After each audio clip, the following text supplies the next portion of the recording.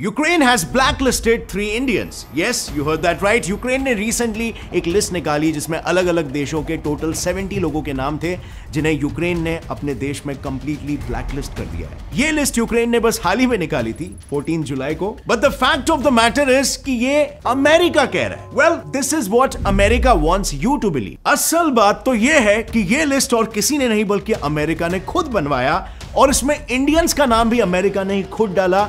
और बात तो यह है ना कि अमेरिका इंडिया का जो दोस्त हुआ करता था वो अभी इंडिया से थोड़ा दूर जाते हुए नजर आ रहा है, पाकिस्तान के करीब। सो चलो कहानी को एकदम शुरू से स्टार्ट करते हैं लिस्ट से। यूक्रेन का ये लिस्ट उनके centre for countering disinformation at the national security and defence council of Ukraine के थ्रू पब्लिश हुआ था। अब यहां पर गौर करो डिसइंफॉर्मेशन इस शब्द पर। डिसइंफॉर्मेशन का मतलब बेसिकली ये होता है कि किसी एक प्रोपोगेंडा के तहत जानबूझ के लोगों को गुमराह करने के लिए ऐसे ही फॉल्स इंफॉर्मेशन को फैलाना। सो नेचुरली सवाल यहां पर यह आता है कि हमारे ये 3 इंडियंस ने ऐसा क्या मिस इंफॉर्मेशन फैलाया। सो वेल, इंडिया के फॉर्मर एम्बेसडर पीएस राघवन ने रशिया यूक्रेन वॉर के मामले पर अपना एक स्टेटमेंट दिया था कि Ukraine against Russia is like NATO against Russia.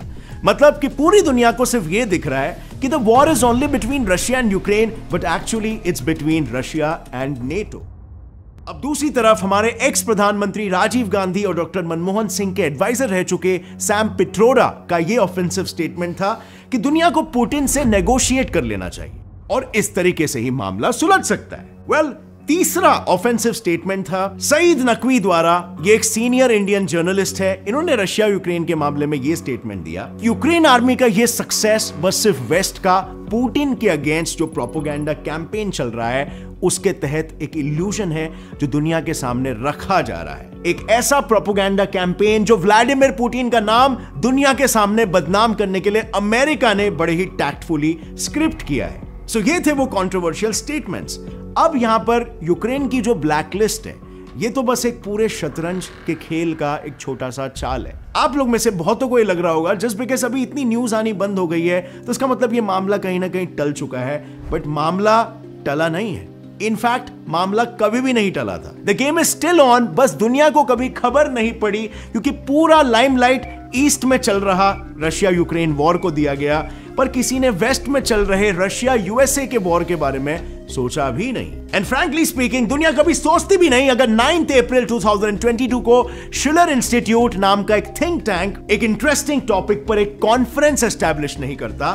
Well, इस टॉपिक का नाम था to establish a new security and development architecture for all nations. इस कॉन्फ्रेंस में पता चला पूरे शतरंज के खेल का सबसे बड़ा ट्विस्ट। वेल, जस्ट वेट, आपको मैं पूरी स्टोरी बताना चाहता हूं, सो शुरू से स्टार्ट करते हैं। सो द शिलर इंस्टीट्यूट एक German political and economic think tank है, यानी बेसिकली एक ऐसा बॉडी ऑफ एक्सपर्ट्स जो देश विदेश के कई पॉलिटिकल एंड इकोनॉमिक मामलों में सोचता है, प्रॉब्लम्स को आइडेंटिफाई करता है और अपने पॉसिबल ओपिनियन शेयर करता है टू सॉल्व द प्रॉब्लम्स। सो इस शिलर इंस्टीट्यूट के फाउंडर जिनका नाम है हेल्गा ज़ेप लरोश, जो भी यूक्रेन के ब्लैकलिस्ट में शामिल है, इनकी एक इंटरेस्टिंग बैक स्टोरी है। सो हेल्गा ज़ेप लरोश और उनके हस्बैंड लिंडन लरोश, जो by the way former US presidential candidate रह चुके हैं, इन दोनों के भी एक्स प्रधानमंत्री इंदिरा गांधी के साथ अच्छे रिलेशंस रह चुके हैं, विच मींस ऐसा कह सकते हैं कि उनका इंडिया के लिए एक सॉफ्ट कॉर्नर है। शिलर इंस्टीट्यूट का जो ऑनलाइन कॉन्फ्रेंस चल रहा था उसमें कुछ 30 लोग थे एंड यू वोंट बिलीव जितने भी लोग उस कॉन्फ्रेंस में प्रेजेंट थे वो सभी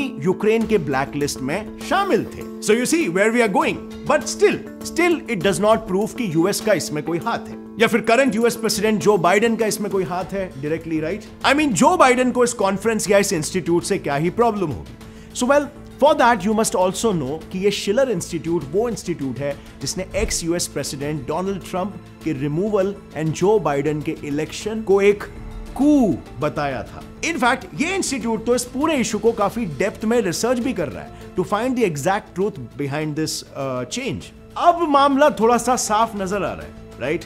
वेल, इसीलिए कई एक्सपर्ट्स का यह कहना है कि यूएस बेसिकली इस ऑर्गेनाइजेशन को चुप करवाने का काम इनके मेंबर्स का नाम यूक्रेन के थ्रू उनके कंट्री में ब्लैकलिस्ट करके करवा रहा है। बेसिकली इस ऑर्गेनाइजेशन पर इंटरनेशनल पॉलिटिकल प्रेशर डालने की कोशिश कर रहा है एंड यही प्रेशर वो इंडिया पर भी डालने की कोशिश कर रहा है। और ये कैसे? वेल, हमेशा के जैसे इंडिया का सबसे बड़ा राइवल पाकिस्तान की तरफ दोस्ती का हाथ बढ़ाकर। अब अगर हम इस पूरे सिचुएशन को एक मैक्रो व्यू से देखें तो प्रो रशियन कोई भी स्टेटमेंट पास करने वाले सभी लोगों को यूक्रेन ने ब्लैकलिस्ट ही कर दिया है, पर ऑफिशियली तो यूक्रेन को यूएसए सपोर्ट कर रहा है। तो क्या लगता है इंडियंस को ब्लैकलिस्ट करने के पीछे यूएसए की कोई न्यू कॉन्स्पिरेसी या षड्यंत्र है? क्योंकि रिसेंटली यूएस इंडिया के साथ थोड़ा सा वियर्ड बिहेव कर रहा है। अप्रैल 2022 में office of the United state trade representative ने एक स्पेशल 301 रिपोर्ट रिलीज किया था। सिंपली समझे तो ये कॉपीराइट इश्यूज पर एक रिपोर्ट था जिसमें यूएसए ने यूक्रेन का नाम हटा के इंडिया को ऐड कर इंडिया को ब्लैकलिस्ट कर दिया। इस रिपोर्ट में बेसिकली उनका ये कहना था कि काफी सारे यूएस के टॉप ब्रांड्स यूएस गवर्नमेंट को ये कंप्लेन कर रहे हैं कि इंडियंस उनके ब्रांड के फेक कॉपीज बना के बेचते हैं, जिससे ऑफ कोर्स उन्हें लॉस हो रहा है और इसी वजह से इंडिया का नाम ब्लैकलिस्ट में डाल दिया जाए। अब कुछ सालों से जो इंडिया इस लिस्ट का कभी हिस्सेदार ही नहीं था उसे यूएसए ने ऑल ऑफ अ सडन इसमें कैसे शामिल कर दिया। यहां पर एक शक पैदा होता है कि क्या अभी यूएस के दिमाग में इंडिया के लिए कुछ और चल रहा है। शायद हम कह सकते हैं हाँ, क्योंकि आज तक जो कभी इंडिया और यूएसए की हिस्ट्री में नहीं हुआ वैसा कुछ अमेरिका ने ऑलरेडी कर दिया है। अब ऐसा क्या कर दिया अमेरिका ने, इसका जवाब जानने से पहले आप मुझे ये बताओ कि कोई कंट्री दूसरे कंट्री में अपने एम्बेसडर्स को क्यों रखती है? ऑब्वियसली उस कंट्री के साथ एक अच्छा डिप्लोमेटिक रिलेशन बनाने के लिए, राइट? पर लास्ट 18 महीनों से इंडिया में कोई भी यूएस एम्बेसडर अपॉइंट ही नहीं हुआ है। यस, लगभग 1.5 साल से इंडिया में कोई भी अमेरिकन एम्बेसडर नहीं है। इनफैक्ट एक US based think tank centre for strategic and international studies ने खुद ही सामने आके ये कहा कि it is the longest ever stretch and this is not the best look. और जब यही सेम चीज यूएस गवर्नमेंट से पूछी गई तब उन्होंने ये कहा कि उन्होंने एक न्यू एम्बेसडर एरिक गार्सेटी को अपॉइंट कर दिया था, पर उस पर चल रहे कुछ सेक्सुअल असॉल्ट के केस की वजह से उन्होंने अपने डिसीजन को होल्ड कर दिया। अब ये रियल रीजन है कि कोई एक्सक्यूज है, ये डायरेक्टली कहना तो पॉसिबल नहीं है,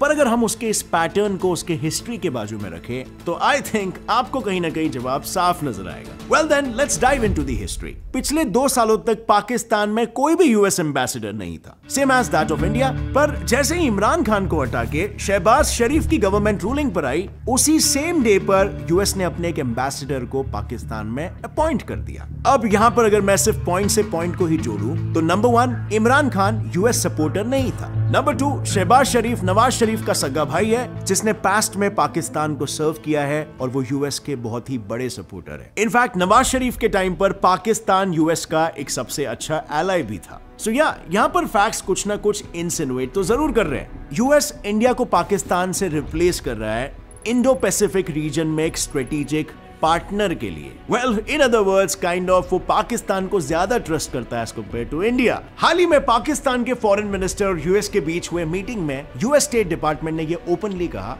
कि Pakistan is a partner of ours and we will look for ways to advance that partnership of ours. In a manner उनको यह कहना था कि पाकिस्तान हमारा तो दोस्त है ही, हमारा पार्टनर है और हम अलग अलग रास्ते ढूंढेंगे हमारी इस पार्टनरशिप को बरकरार रखने के लिए और भी मजबूत करने के लिए। And mind you not just this, उसी सेम मीटिंग में उन्होंने इंडिया के प्रति भी एक स्टेटमेंट दिया था जो ये था कि इंडिया और रशिया के बीच का जो बॉन्ड है उसे बनने में काफी दशक लग गए और उसे टूटने में थोड़ा तो वक्त लगेगा ना। अब ये स्टेटमेंट शायद इतना क्लियरली पोर्ट्रे नहीं कर रहा है कि यूएस को इंडिया रशिया के रिलेशन से कुछ प्रॉब्लम है, बट यहां पर आप जितने पैटर्न्स को स्टडी करोगे ये सारी चीजें काइंड ऑफ एक ही तरफ इशारा दे रही है कि शायद करंट यूएस एडमिनिस्ट्रेशन इंडिया का एक रिलायबल पार्टनर नहीं है, बल्कि पाकिस्तान के साथ उसकी एफिनिटी थोड़ी ज्यादा है। हाँ, अब ऐसा नहीं होगा कि एकदम से एक ही झटके में यूएस और इंडिया का बॉन्ड टूट जाए, लेकिन अगर ऐसा ही चलता रहा तो वक्त के साथ थोड़ा थोड़ा करके ये रिलेशन डिग्रेड हो सकता है। सो इस पूरे इंटरनेशनल पॉलिटिक्स से हम ये सीख सकते हैं कि इंडिया को दूसरे सुपर पावर्स पर रिलाय करने से ज्यादा अच्छा ये होगा कि हम अपने रिलेशंस एग्जिस्टिंग पावर्स के साथ इतने स्ट्रॉन्ग करें कि हम खुद एक सुपर पावर की पोजीशन होल्ड करने के काबिल बन सके। और इस चीज पर आई थिंक इंडिया ने काम करना शुरू भी कर दिया है। लास्ट पाकिस्तानी प्रधानमंत्री इमरान खान ने भी ये कहा था कि एक चीज जो पाकिस्तान को इंडिया से सीखनी चाहिए वो ये है कि इंडिया कभी भी किसी भी हालत में किसी देश के आगे झुकता नहीं है, वो हमेशा अपनी इज्जत और रिस्पेक्ट कायम रखता है। अब इस पूरे सिचुएशन पर आपका क्या ख्याल है मुझे नीचे कमेंट सेक्शन में बताना। क्या आपको ऐसा लग रहा है कि यूएस कहीं ना कहीं इंडिया से दूर जा रहा है या फिर यूएस का ये बिहेवियर काइंड ऑफ टेम्पररी है? कमेंट्स में बताना। और अगर इस वीडियो से कुछ भी नया सीखने मिला एक लाइक जरूर ठोकना। See you next time friends, till then as always stay curious, keep learning and keep growing. Jai Hind.